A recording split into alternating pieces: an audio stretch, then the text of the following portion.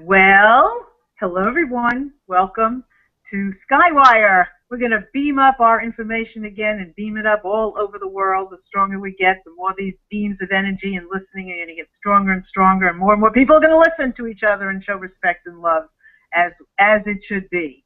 So I want to welcome you all here. I want to tell you who is in our green room. And I'm going to have to read it because I won't remember. Katrina Fan Cook is in the room. Welcome, Katrina. Thank you. So good to have you here. And Tracy Baker is in the room. Tracy, hey. Hi, everybody. And is Kristen here still, Hancock, or is she on mute? I guess she's on mute, but maybe she'll be back. So I want to thank you all for being here and these lovely ladies in our room. And remember, each and every week we're going to be here at 11 o'clock a.m. Eastern Time. And what I say is the more the merrier.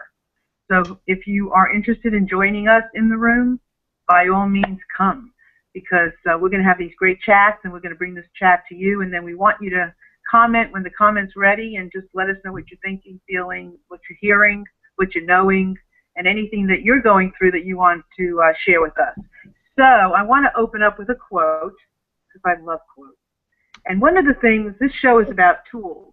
Well, what's a tool? A tool is meditation. A tool can be taking a walk outside. A tool can be a great quote that opens you up to listening. Anything that you could access that helps you listen greater, deeper, more is a tool. And so I'm going to give you one right now, and then we're going to welcome the ladies and have them share some of the things that they have brought to the green room.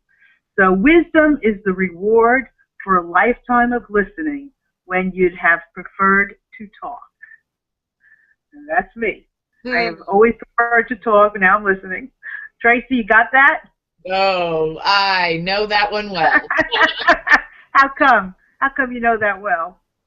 Well, because I think when you get in conversation with folks, you, and I'm talking you as in the ethereal, but me personally and you are sometimes so concentrated on your rebuttal that you don't necessarily take a deep breath and really listen, because you have, especially in business or networking, and I'm on a lot of committees right now,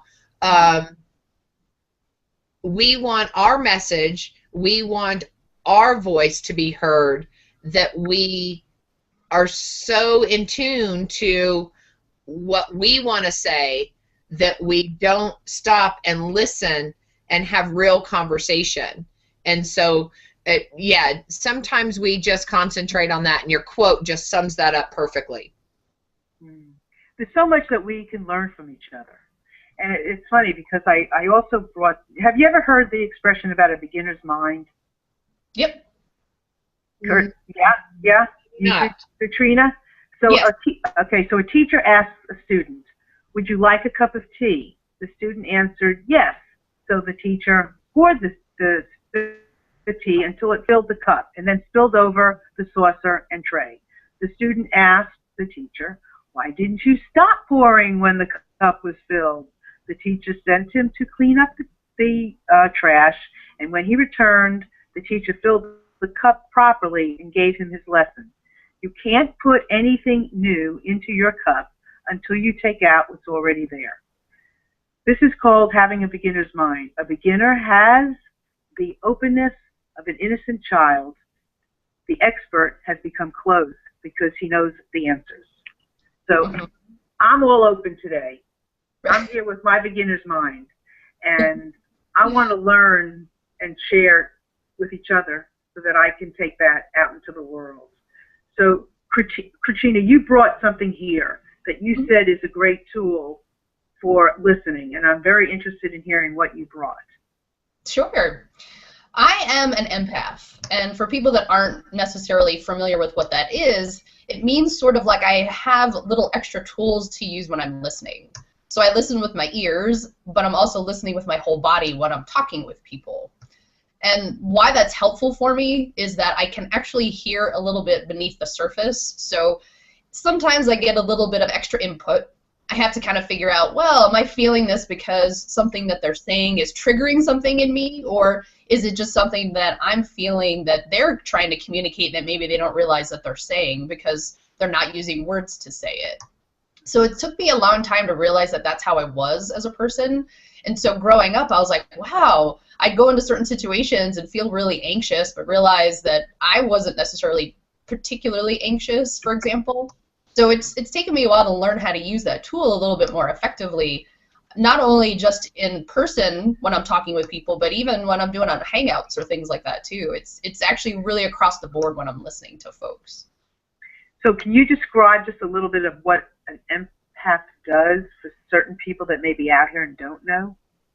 Sure. What's your job? What's your job?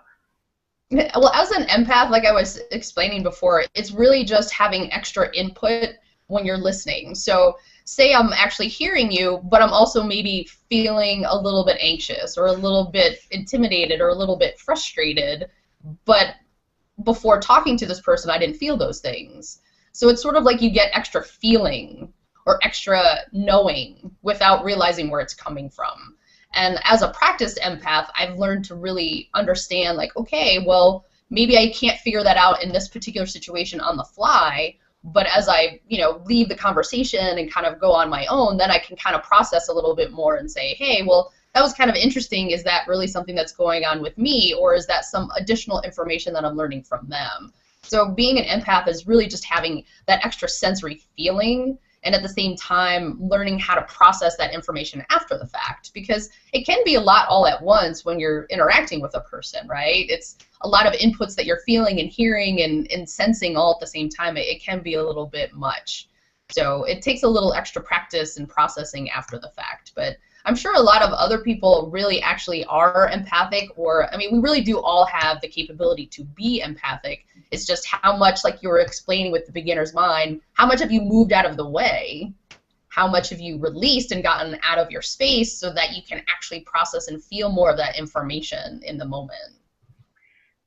So does listening come first, or being an empath come first? I think they're both the same thing. It's just an extra, it's like a little extra bonus when you're listening. Got it. Yeah. I got it. And I think a lot of people actually have that. They're using those tools, they just don't realize that they're using them in that moment. But as Tracy was explaining before, if you're so focused on what you're trying to say next and what you want to say back to someone, then you actually aren't paying enough attention to get those other little subtle clues, right? You're not actually getting that little insight of like, hey, this feels a little different than normal when I talk to this person, or I'm feeling a little bit uncomfortable. Why is that? And it allows you to feel more when you think less while you're listening. It allows you to be more of an open channel. I got it. Tracy, what are you listening to?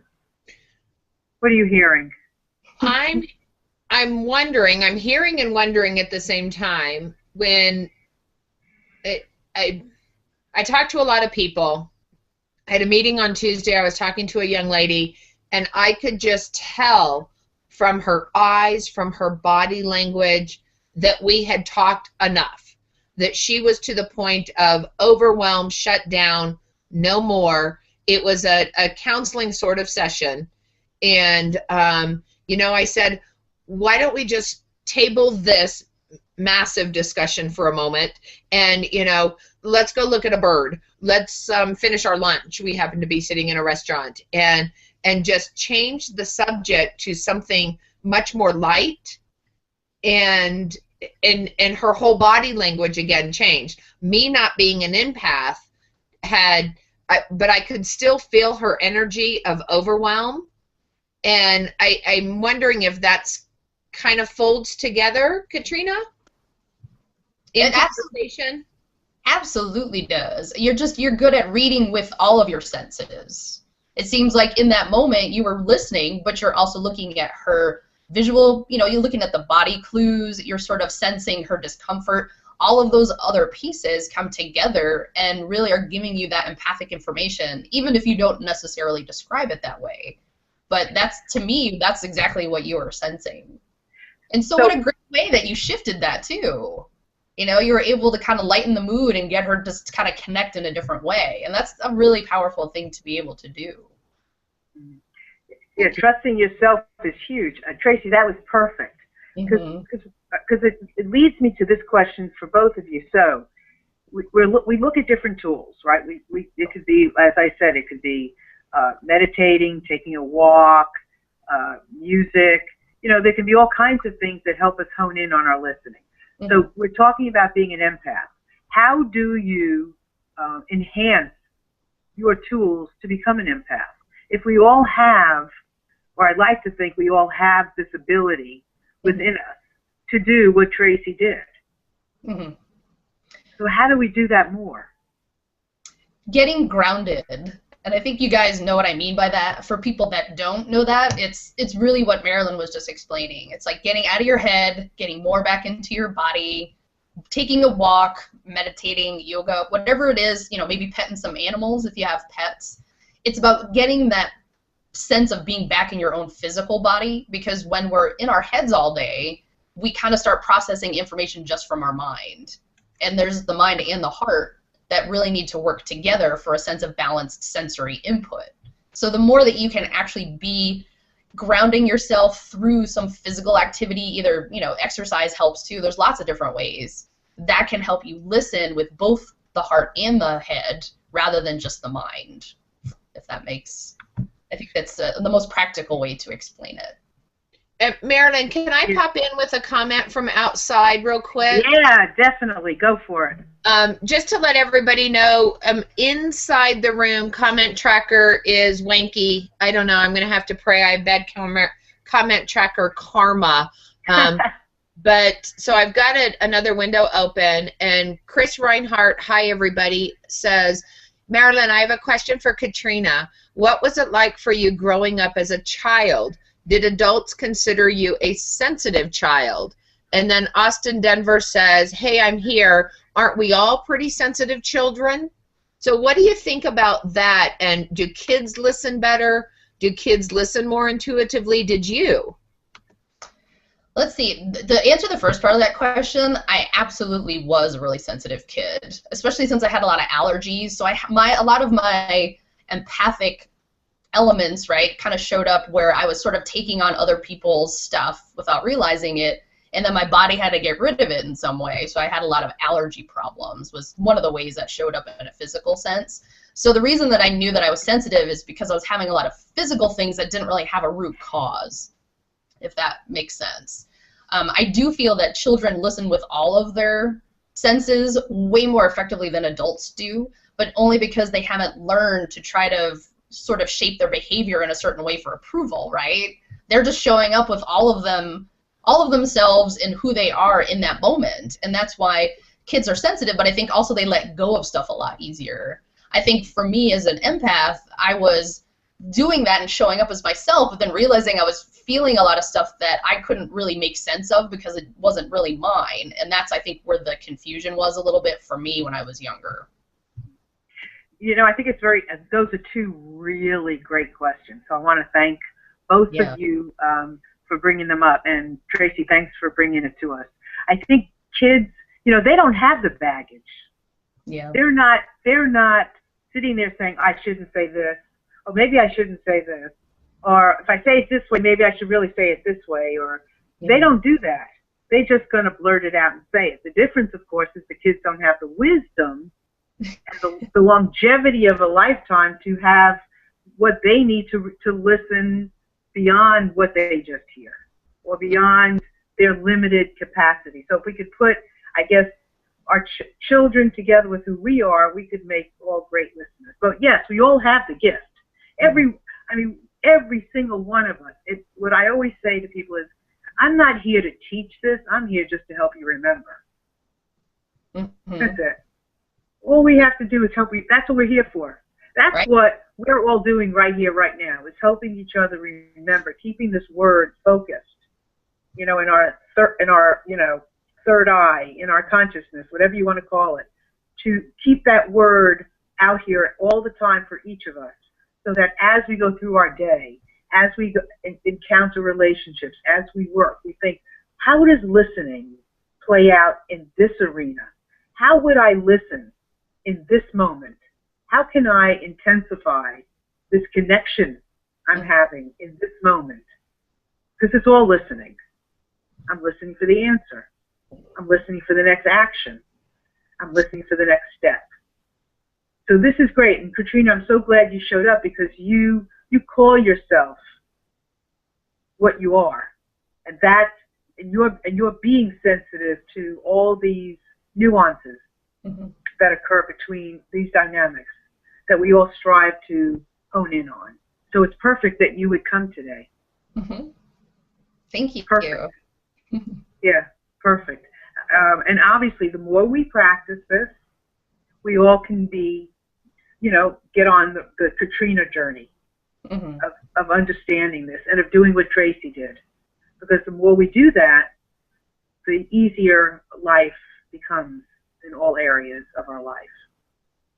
Well, and what I love is that Tracy just showed up and she's like, well, hey, I think these are things that I do. Does that make sense? And I don't want people to necessarily get caught up in the label. As long as you're taking all of those pieces that you're getting in conversation with people and using that information the best you can in connecting with them and feeling how the best that you guys can actually have an honest and open communication, that's what an empath would be doing anyway. So I don't necessarily want people to get caught up in the label so much as just sort of watch how you feel when you interact with certain people. That's just a really good place to start. How does that feel? What does it look like? That kind of thing.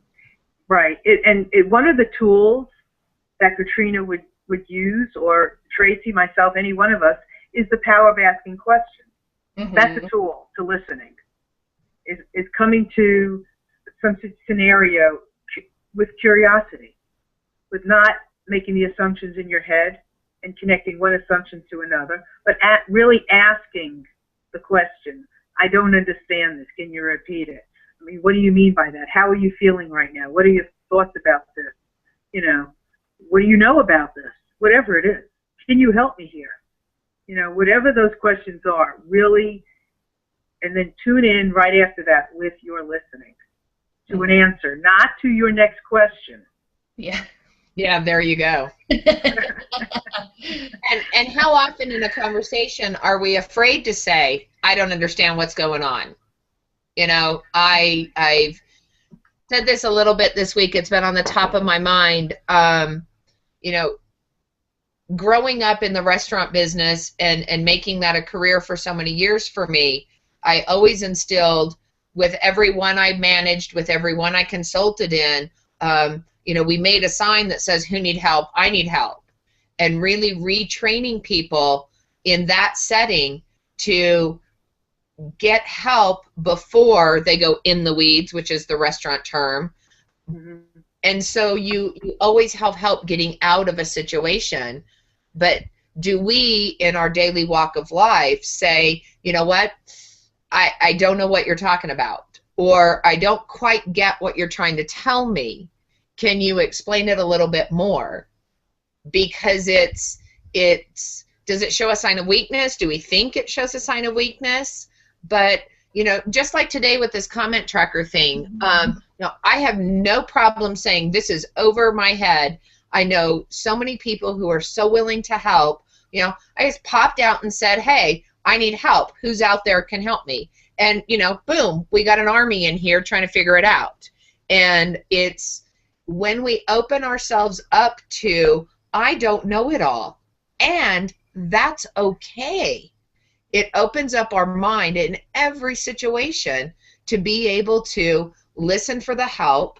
There's got to be a willingness to learn and grow, but listening for the help that comes and goes.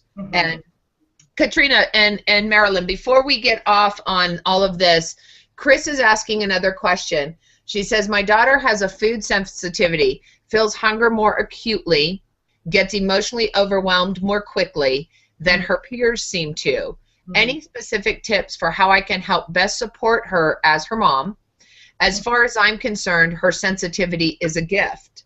That is actually the first and foremost most beautiful thing that you could say to her, is that yes, this is absolutely a gift, and now we just have to find a way to help you feel more comfortable with using it. So I'm not sure how much physical activity that she has, or if there's a way for her to sort of power down or chill out when she's away from people. I know that being in school all day, I'm not sure how old your daughter is, but it's a lot of input all day with kids that are kind of bonkers, right? Yeah. They're kind of doing their thing. Everyone's got energy they're trying to release and stuff. So if there's a small activity that she can do when she gets home from school, if I don't know if she likes to be outside or exercise or do that kind of thing, that would be really helpful. Or just let her know that it's okay if you need to go and be by yourself for 10 or 15 minutes and go read or just sit by yourself, that's okay, even if that's in an environment where you're with a lot of people. Right? Because I think little kids feel like they just have to stick with where they are, but she needs to know that she has permission to just walk away for a couple minutes if that's what she needs to do in a way that feels comfortable for her. And that might start to help a little bit. And I think you just talking with her is amazing, and that will go a really long way in helping her feel like she's got support, because that would be really helpful. Yeah, a lot of kids are extremely sensitive. Mm-hmm. And I think just what you're just speaking about, honoring their, because I mean, we've made a lot of it wrong. Mm-hmm. We've made them, we give them all kinds of labels, as you say, Katrina, and not all of them are like happy labels, and they come with residue. So if we take a look and we say, okay, this kid is creative, just like an adult. Mm-hmm. I mean, because of someone who has all kinds of ideas and all kinds of stuff, maybe they are listening to all the ideas that are flowing around. They're picking up on your idea, my idea. It doesn't make it wrong. It just means you're hearing that, you're listening to it, and it means that you can sometimes not listen.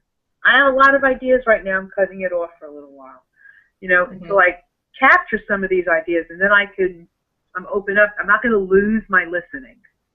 I'm not going to lose my creativity. Go ahead. Yeah, no, I was just going to say, and it's hard to tell when you're getting all this extra input, and then you still have your own ideas going on. It's hard to be able to tell what's yours and what someone else's. Yeah. So it's just, that's another important part of being aware of how to listen to yourself. When you said something before that it really helps. When you spoke about being in your head and your heart, mm-hmm. That's when you know what you're listening to is yours or when it's somebody else's. Because mm-hmm. When you can find that place between your heart, when your head and your heart are have a happy marriage, mm-hmm. Then you know that what you're hearing is yours. Mm-hmm. Or if it wasn't yours to begin with, you can own it. You can learn from it. You can have that aha moment, that light bulb that you might, that knowingness inside of you that you hear. If there is a disconnect and a conflict, mm-hmm. then maybe it's not yours. Mm-hmm.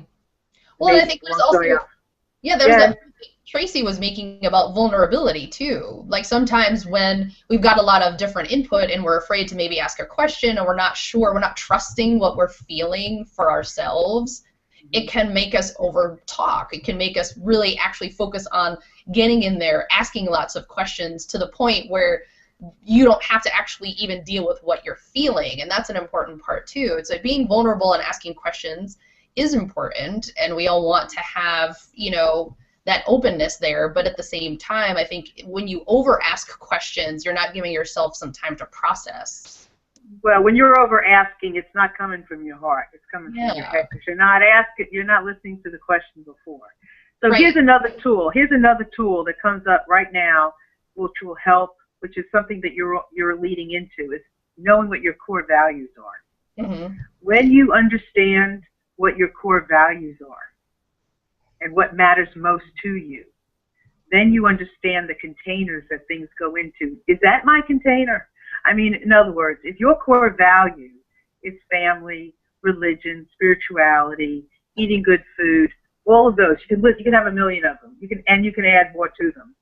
If you know that something is coming, but that is not your core value, that is a good checks and balance to know that is not mine. That is not something I want to do. Mm-hmm. You have a core value and you look at them, and I see Tracy shaking her head, so I can't wait to stop mm-hmm. talking and let Tracy talk. But I just wanted to make one more point. If you know that you have core values that you're not living, mm-hmm. and you listed 4, 5, 10 of them, and you go through them and you go, okay, I'm living this one 5%, I'm living this one 90%. But you better pay attention to the core value that you're not it's only 5%, 10%, 20%, because if it's a core value, if it matters greatly, if you're a spiritual person and you're not doing any spirituality stuff, you need to pay attention to it. Listen to that. That's a way of getting clearer and clearer so that your listening can be taken out as well as in. Tracy, what were you were shaking. I couldn't wait to go to you. I feel like a bobblehead in here because I'm like, yes, yes. You know, we were talking about it in the green room, and Marilyn and I have had some conversation this week between last week's show and this week's show, and I've had a lot of things come up this week as my intention is listening to your body. And, you know, my eyes were burning yesterday. I've been on a computer for 3 days, more than I normally am, because all of this is going on. And my eyes were just burning, and I thought, you know what? I'm going to listen to my body. Mm-hmm. I still had so much work to do, but no, I'm going to go get my little eyeball mask, and I'm going to put it in the freezer. I'm going to work for 15 more minutes while it gets cold, and then I'm going to lay down. Well, I laid down, and I woke up at 5:15 when my alarm clock woke up. My body said, you need 12 hours of sleep. Mm-hmm. And how many times do we not do that? And then what Marilyn was just saying about our core values and our intention is one of my favorite words. Mm-hmm. When we are doing things that are out of alignment with who we are, or maybe who we want to be, we feel wanky. We're out of vibration. It just doesn't feel right. Mm-hmm. Well, if it just doesn't feel right, by gosh, quit doing it. It's like the child that mom says, don't touch the stove, it's hot. If you're doing something that's out of your vibration, that's out of your core values, you know, it's like a child putting their hand over the flame. It's gonna get burned, and you're not gonna feel good. But how can we, as adults, really sit down and say, what are my core values? Mm-hmm. What am I doing that's not in alignment? And how can I listen when I make bad choices and it just doesn't feel right? So I think listening to your body, both energy and physical, it becomes very, very important, because we have lost our childlike wonder of, you know, we've held on to things. I'm 49 and a half, and I've held on to things for, 49 years. And sometimes I listen to that voice in my head more than I listen to where I want to go. And I love this topic. Every single thing we do has a trace back to listening. And I love the body and the intention back to our core values. Yeah, this is really extraordinary, because I'm sitting here and just how we talk about this from different perspectives, standpoints, is exactly this whole thing is a tool. Mm-hmm. For listening. Every perspective that we come up, every perspective is a listening perspective, is a listening tool. Everything. And your brilliance in bringing what you're bringing here and what you're talking about, and your openness, both of you, to be expressing, your goods, your lessons, your all of these things is how we're all gonna grow. Somebody on the chat just said, I struggle mostly with not owning someone else's stress. I recognize that it belongs to them, but I can't let go all the time. That's an interesting, and that's from Cheryl Deuce. So what would you comment about that? That is a really good point, because I struggle with the same thing at times, especially when I'm working closely with clients or collaborators. And for me, I think it's just initially knowing that it's not mine, and making sure that you're doing the same sorts of things. Like, are you spending time alone? Are you finding ways to decompress? Are you clear on your core values, like Tracy was talking about, so that you're kind of fitting in not only the heart place of things, but also, like, what do you really believe in the mind? Like, where do you want to go with things? And then you can start to sort of realize that a detachment needs to happen. And I will say this, and I say this with love, I have had to end friendships that they just really weren't understanding boundaries. And given that is the case, you have to be really clear on what your boundaries are. what kind of boundaries do you want to create with these people, because there is that give and take as well. If you know that you're a sensitive person and you tend to take on other people's stress, how are you going to put in, boundaries in place that allow you to decompress properly, but also allow you to limit communication on days when you're not feeling up to it, or maybe limit time with whoever those people may be? And those are some of the suggestions that are hard for me as well, because I love people and want to be around people, but I also understand that I've had to create those boundaries for my own, for my own love, self-love, right? You have to love who you are, and if being who you are is sensitive, then you have to honor that. Yeah. Detachment. We as women want to fix things. We want to make everything perfect. We want to build this Norman Rockwell home, be it in relationships or in our own personal home. We are fixers of, because we are powerful women who can help. So when we take on someone else's problems, it becomes ours too. And Cheryl, what a fantastic opening to the whole conversation of listening with love without feeling, Katrina, detachment.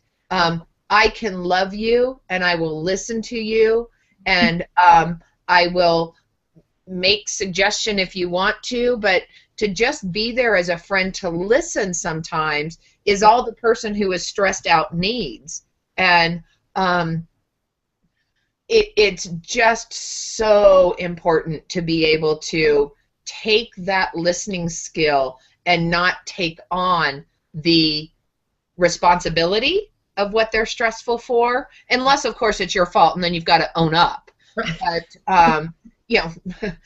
sometimes I do that, cause things to be a little bigger than they need to be, but really listening to someone else's stress and frustration without taking it on.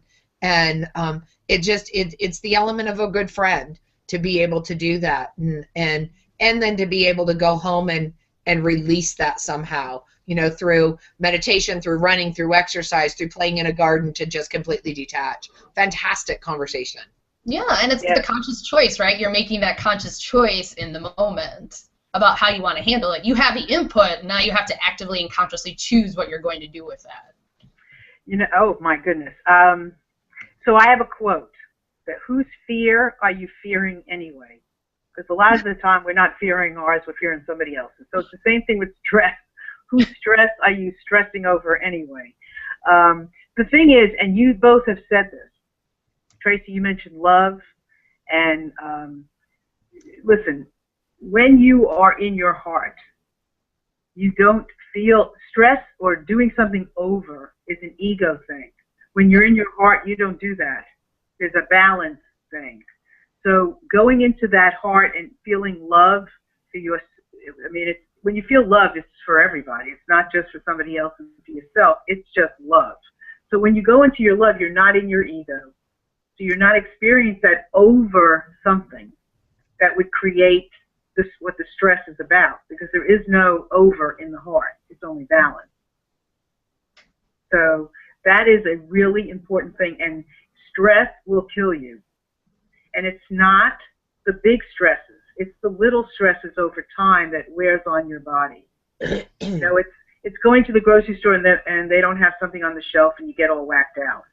It's all those little things that I can't find this, I can't find that. Those are the things that will kill us.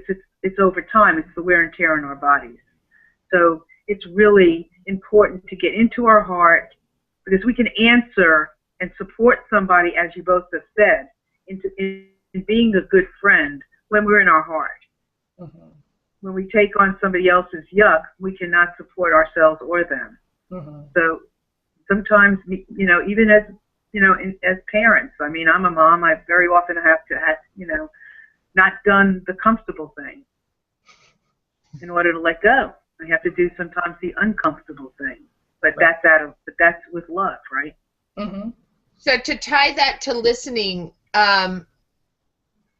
what do you listen to when you have to make that choice of comfortable and uncomfortable? Do you listen to what's best for you, what aligns with your core values? Do you listen with detachment to the family member, a child, or a friend? Do you listen to what they need? Where does the listening tie into making these decisions? What is best for you and your values? Or do we as women put our friends first and our family first, and you mentioned it in your previous conversation, self-care. Many people out there have a concept of self-care being selfish, and it's not. Self-care is self-love. Self-care is, I'm going to be no good for you or anybody else if I don't take care of myself right now. And do we as women listen to our bodies and listen to the conversation and give ourselves permission to have that self-care without feeling guilty about it? Mm-hmm. Well, I personally think that if we are coming from a place of love and in, good energy, whatever decision we make, if it's good for me, it's going to be good for you. If I'm really being true to that good energy and to my heart and soul, that if I tap into that thing, then whatever I do for you, I'm doing for myself and vice versa. So I don't know if there's a way of saying I'm being selfish. I don't think so. If you've worn me out, then I have to back up. Then I'm doing what's right for me, and I'm doing what's right for you, because I'm putting out the stops. I'm creating a boundary, which is important for you. Mm-hmm. So I really think that when I'm doing good for me, I'm doing good for everybody. And it's like clothing. Some days you might match your shoes in your bag, or a scarf in your shoes, or your tie and your pants. Other times you don't do that. It's all in a balance. And you have to look at the whole total. Do you ever read the book Power versus Force? Ooh, Ever read it? Yeah. By it's fabulous, and it's all in how we vibrate. Mm-hmm. Okay, so and how our energy vibrates, and how we live, with logarithms and the words we choose, and a vibration and a feeling throughout our system. So I went to see the guy who wrote the book, and I was horrified. He was, seriously, his wife was drinking diet soda, and I'm like, well, how do you vibrate high when you're drinking diet soda? It just didn't compute. And so I'm taking this I'm listening to this, right? But I'm not reacting totally. I'm just like checking it on my list, right? So I'm watching the stage. His wife is seeing that she's drinking diet soda. Oh my God. We have a break. And the women's bathrooms are always busier than the men's room, right? So I'm on the line at the women's room trying to get into the bathroom. He passes me by. He reeks from cigarette smoke. Reeks. And I'm like, oh my God. She's drinking diet soda and he's smoking cigarettes. Now, how do you vibrate like that and talk about it? So, but again, you gotta take it all in without a reaction until the reaction is ready to react. Does that make sense? Part of listening is taking all this in, and is it time for a reaction? Does my listening tell me I should have something going on here, or is there something missing? So I'm observing, right? Mm-hmm. We go back in the auditorium, sit down, and he begins to talk about the totality of the energy field. So it's not just one field in the energy, it's the totality. So if she's drinking diet soda and he's smoking cigarettes, if they eat fried food, if they never sleep, if they live just this awful, stressful life, well, they're going to die. However, if they only drink diet soda and maybe smoke cigarettes, but everything else is in order, is it possible then to have a healthy life? Mm-hmm. So he said it's the totality of the field, not just one field. Mm-hmm. Yeah. Does that make sense? Mm-hmm. It does. Definitely. Well, and I wanted to touch back on a point that you guys were both mentioning in terms of self-care and making those smart choices for yourself. I think part of it is proactively making those choices, and I think the other half of that is your ego telling you that you have to help everyone. Because there is a balance with the ego, too. It's like, are you feeling that you need to rescue people, and why do you feel that you need to do that in order to feel fulfilled? So I'm not saying that's necessarily what's happening, but there is an awareness of having that balance of I want to help and be open because that's intrinsically how I feel I want to show up in this situation, versus is there an ego thing going on where you feel that you have to martyr yourself and help like every single person you meet to a very deep depths. So it's just sort of checking in with yourself about where you're at on that as well. Exactly, and your ego, I wrote something the other day when I was sitting here with a client. Send your healthy ego to your head. So in other words, like, you know, we talk about having the unhealthy ego and the head is out there by itself. So when the heart gets involved, there's a healthy ego involved, right? So we want to send that healthy ego to our head. So it's kind of like, you know, you just imagine like a staircase or a ladder. And the heart ego, the healthy ego in the heart is sending information up to the head. Mm-hmm. So I want to read a few things that are out here so you can, so you all can be aware of this too. I mean, Tracy might be reading it, but this is from Cheryl, and she said, "Thank you all for this. This is really just what I needed this morning." Oh, good. And then Ross, I don't know if it's pronounced Ross, but this is a great conversation. Listening is really so important. Listening to our hearts. Thank you for sharing your time. I have to leave now, so we'll catch the rest of this in the morning. Namaste. And then Tracy, you got in there too. Oh, you said thanks for listening. Yeah, I said goodbye to her. Okay, great. Yeah. And then Chris said, "Hi, ladies. Thank you so much for being here today. I have to leave the conversation today, but look forward to the next one."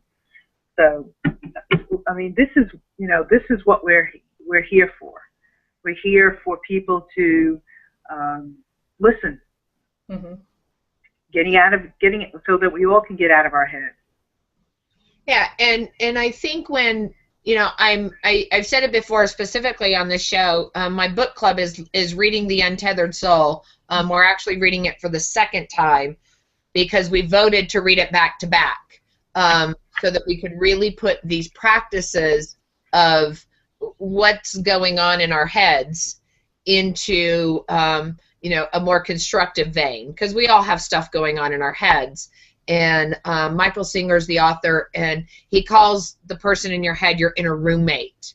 And how, yeah, I named mine. I gave her an perfect. You know, hey, if she's going to be there, I'm going to make her a little more happy, right? Anyway, we won't go into the craziness in my head. I don't want to scare anybody off. But how often do we listen to that inner voice before we listen to our potential? You know, does that inner voice tell us, you can't do that? What do you think you're doing? You failed all this time. Shut up! And getting her, because she's a girl for me, getting her to be my inner cheerleader instead of my inner naysayer. And it's just the whole conversation of ego, which is a whole nother show, the whole conversation of ego versus intuition, or paired to intuition versus taking on other stuff. It's all huge, big picture, listening elements to what's going on and putting them through our filter of what is our intention, what are our core values. You know, that girl in my head sometimes has no concept of what my core values are. And, you know, so I'm teaching them to her through the now 6 months we've been reading, or 4 months we've been reading this book. I'm teaching them to her so she can cheer for me instead of jeer for me. And it's all ego driven, and it's just fascinating conversation. Marilyn, you are the bomb for putting these conversations together. Yes, absolutely. We need to be talking more about this, and it's great that people feel comfortable to come here and actually not only listen, but contribute. And that's the great part. There's not a lot of folks talking about this kind of stuff on a regular basis right now. So I agree with Tracy, Marilyn. Thank you so much.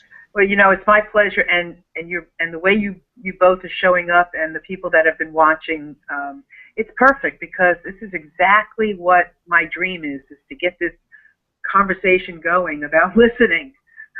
And to just keep sharing over and over, sharing, you know, I mean, there's more tools. I mean, what is yoga? What's the purpose of yoga? To listen to your body, to know I can go here, but maybe I can't go here. You know, listening to every part of us and every part of what the universe is saying, what it's not saying, all of these things. And the more we bring it to light, we'll have world peace. I mean, there's no question we'll have world peace, we'll have internal peace, we'll just have like a love fest. And it's about time. I think we've waited long enough. So, you know, I want to, you know, I want to talk about listening in different scenarios. I want to talk about it with the ego, you know, have a nice casual conversation about the ego. I want to talk about it in terms of marketing and sales. I mean, how do we listen to each other to know what do we need? Who am I talking to? Who am I listening to? You know, what are you telling me by your actions that will lead me to know I need to tell you about my work this way for you to get it or for you to understand it? And how am I being when you're talking to me? You know, how are we being when we're being spoken to? How are we showing up? That, I think, is huge. You know, are we showing up the way we think we're showing up, or are we showing up differently? So there's all kinds of, I mean, we could do this every day, you know, and have more and more to talk about. But we are over that that half-hour time, and I want to honor, you know, everybody that's been listening and the two of you as well. I hope, Tracy, you're a regular, right? I am. Yeah, I could not miss this, you know, touchstone true north check-in on listening every Thursday morning. Yeah, you're stuck with me until you kick me out, baby, because I'm here. Cool. Katrina, hopefully you'll become a regular. Oh, I would love to. This is the kind of conversation that feeds my soul. This is the kind of stuff I want to be doing with my time. So I would love to. Yeah. I mean, and thank you for saying it that way, and I appreciate it, because we're going to look for you next week too. Because when you have this kind of conversation, then you can have all the other conversations. This is the prerequisite to all the other conversations. This is life's template right here. So, seriously, this is the blueprint for living life. So, any final words, Katrina? Anything from you? I'm just excited that people are willing to show up and practice listening, because it is practice. We all have to show up every day feeling as we feel, and maybe there's some days we could listen better than others, and being okay with that, and just honoring the practice that we have to do for ourselves. Perfect. Tracy? My final words are, go through your week before next Thursday with a filter of listen. I've been doing this since, 3 weeks? You've asked me to be on the show, and it really has opened my eyes to that we think is just natural. Oh, I listen all the time. You know, well, maybe we can get better at that and go through your week with intention. And also, if you will let me do a sustainable change, be watching for all sustainable change next week. Wayne Meter is going to a sustainable change community, and Google Plus will be busting it out with sustainable change all week. 2 weeks until the end. Perfect. Woo! Woo! Perfect. So this is perfect. I have no problem with bodacious marketing. I have no problem with marketing from the heart. No problem with it. I have no problem sharing. So, Katrina, what do you want to share about your business? I think for right now, I'm in the process of starting to put together some classes and things, so I don't have anything right this moment. But I actually love to just connect with people and talk, same sort of deal. If you just need someone to sit there and chat with for a half hour, we can come up with some really great strategies of how to work around, a problem that you're having or a mind shift, and then you can go on and rock it. That's what I love to help people do. Let's chat, and then let's send you on your way so you can be the awesome person that you are. That's perfect. And get anything else with you? Right, if you need writing help. Yeah. All right. Yes, thank you, Tracy. I appreciate that too. Yes, I can help you create the words around your awesomeness too, and shoot those out into the world as well. Well, that's a gift, for somebody to be able to interpret and help interpret what you're trying to say. They have to really be right there with you, listening and, kind of interpreting, to make I have it to right. be a very good listener for my work, yes. Perfect. Tracy, you kind of froze, didn't she? Oh, I'm sorry. I think so. No, it's all right. She'll be there. There she is. It's perfect, and I do a lot of different things, but I want to take the time to do this. Listen with your eyes. That's really important. Pay attention. Use your eyes. Really get into somebody's movie. We're a living movie. We're a dimension. Get into my movie. I'll get into your movie, and if we each do that, that's a tool. Listening is active. It's not passive. You really have to pay attention and do things while you're doing it. Check in with your body. That's another thing. If you find yourself uncomfortable in the way you're standing, move around to keep yourself present. Use your face. Show expression. It's all right. Yeah, it's all right to smile. It's all right to be confused. It's really all right to say nothing at all and just to use your body, your face. Remember, ask questions. Here's a biggie. Don't do two things at once. That is a major problem, and I'm guilty. And I have to remind myself to snap that computer when I'm on the phone with my children. They'll tell you. They'll know. They'll say to me, "What are you doing?" And I'm nothing. Nothing. But I close it really quick. Take enough time to listen and hear somebody's story. Stop talking. And here's another really good one, and I love this one. Expect differences in each of us, because you're going to get it. If you approach conversations with everybody's just like me, and you're going to get thrown by something they say and something they do like it doesn't, forget it. We're all different in some ways. We express things differently. We look different. We smell different. Our eyes move differently. We're wearing different clothes. Some of us, are more this than others. Forget it. You're going to get it. So when you approach conversations, just know that up front. Makes it very comfortable to be able to engage in that conversation. Concentrate on the words you use. Listen to them. And it's okay, as it's coming out of your mouth, to stop and change the word if it doesn't feel right. I do it all the time. I stutter a lot because sometimes I'm hearing myself say a word. I don't want that word. For whatever reason, that word wanted to come out, but I don't like it. It's not the sentiment that I want to use, so I'm going to stop it, and you can too. And just let's model each other over and over. That's it. Mm-hmm. Perfect. Okay? Mm-hmm.